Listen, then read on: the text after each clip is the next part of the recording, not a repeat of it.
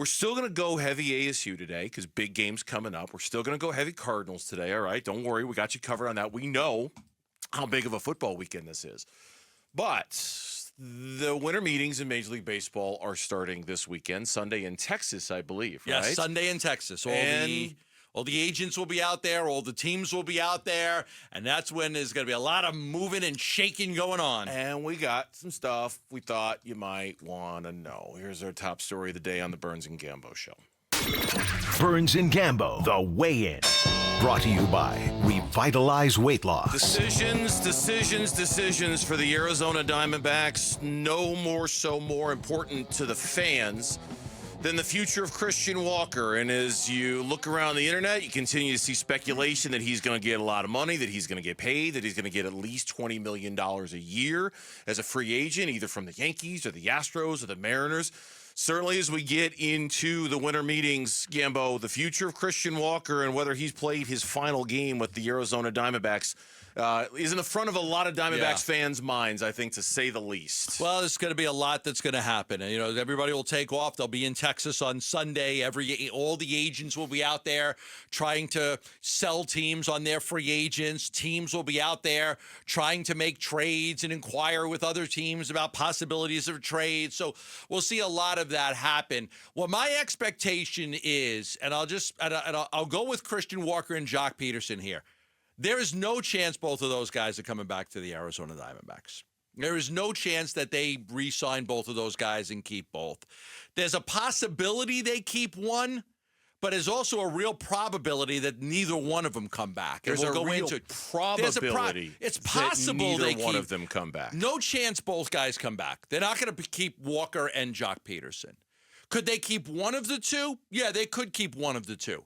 But there's also a real good chance that they don't get either one of them, depending on what's out there market-wise. Like, I'll give you an example. Like, Christian Walker at 34 years old, I don't know if I see the Diamondbacks going in the $20 million range for Christian Walker on a multi-year deal. If we're talking about a 3-year deal in the $20 million range, I would say he'll go somewhere else. If some team out there is going to give him an offer in the 3-year, $20+ million range, I would say it's more than likely Christian Walker will go sign with that team and not come back to the Arizona Okay, let's Diamondbacks. talk about that for a few minutes because the expectation is that he's going to get exactly that. Like that's, I mean, and so it's probably likely that he would be gone. And so if I'm basing my expectation on, and again, this is esteemed baseball writers who are taking their best guess at what Christian Walker is worth.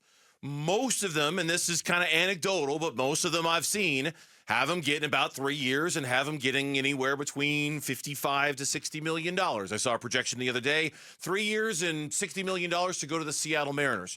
You're telling me if that's the annual average value for Christian Walker, you believe that is a threshold the Diamondbacks will not cross. They will not go past that. I don't see that being matched. I don't see $20 million or plus $20 million at age 34, at age 35, at age 36. So in your opinion, that's the concern. Is just the. I think it's age, and players. Usually when players start to hit that age, they start to decline a little bit, and so I think that a team might be signing Walker, and you're paying based on what he did, and I don't know if you paid him based on what you think he's going to do at that age. It's not 32 years old. When the Cardinals got Paul Goldschmidt, I believe Goldie was like 32 when they got him, or 33, so it was a little bit younger.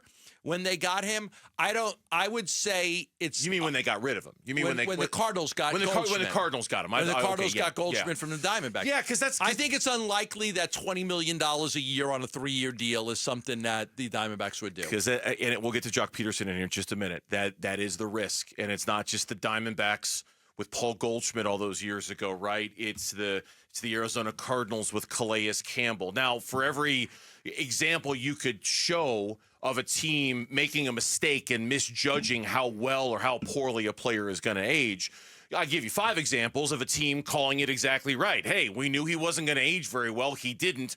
Aren't we glad we didn't give him that money because it would have been bad? But there are examples throughout sports history and certainly through our history here in Arizona Sometimes these teams get that very, very wrong when they talk about how well a player ages. And with Paul Goldschmidt, the Diamondbacks kind of got that wrong, and the Cardinals got Calais Campbell wrong.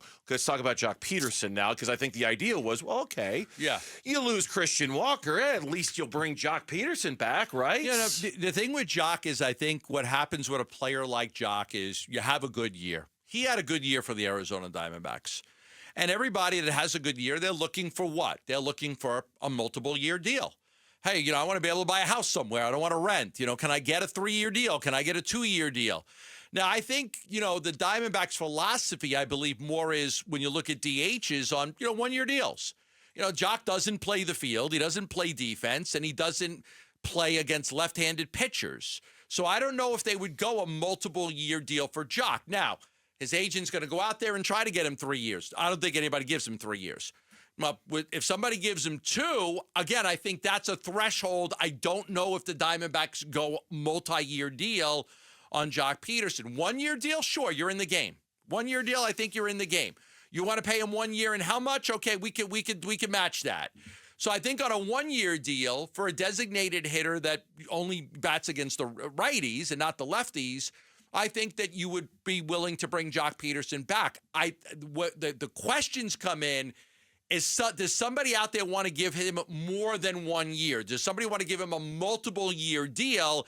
If that's the case, then again, I think it's probably unlikely the Diamondbacks go there. I don't want to say it's definitely not going to happen, but I don't believe that that's a threshold they would want to go to. This whole conversation makes me squeamish. It makes me a little squeamish because it for a couple reasons. I mean, number one, okay, like at the beginning of the offseason, if you had told me they lost Christian Walker, I kind of would have understood, right? This is his chance to go get the brass ring, go get it, go grab it, all of that stuff.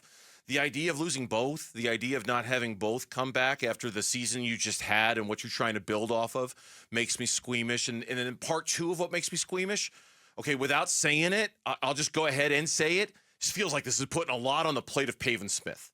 Like this is putting a lot of he's going to have a lot of those belief roles in Pavin Smith, and it's like, okay, he can play first base, he can play DH, he can play some outfield. Pavin Smith will take one of those roles. I like the year he had last year. I don't know if I like it that much.